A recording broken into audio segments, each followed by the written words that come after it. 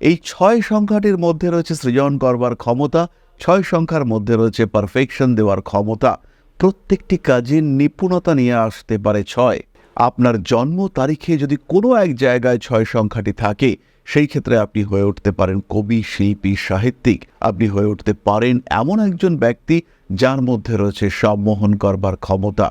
জাদু নয়, সবাইকে নিজের কথা, নিজের ব্যক্তিত্বের মাধ্যমে সম্মোহিত করবার ক্ষমতা থাকে ৬ সংখ্যার মানুষের মধ্যে। তাদেরকে অ্যাট্রাক্ট করবার ক্ষমতা থাকে ৬ সংখ্যার মানুষদের মধ্যে। নিজের ক্রিয়েটিভিটিকে কাজে লাগিয়ে একটা আলাদা লেভেলে পৌঁছানোর ক্ষমতা থাকে এই ৬ সংখ্যার মানুষদের মধ্যে।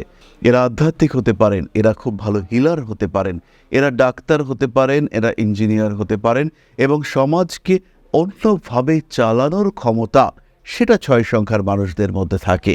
তারা খুব ভালো ফ্যামিলি ম্যান, তারা খুব ভালো প্রেমিক, তারা খুব ভালো প্রেমিকা, তারা খুব ভালো স্বামী, খুব ভালো স্ত্রী হতে পারেন।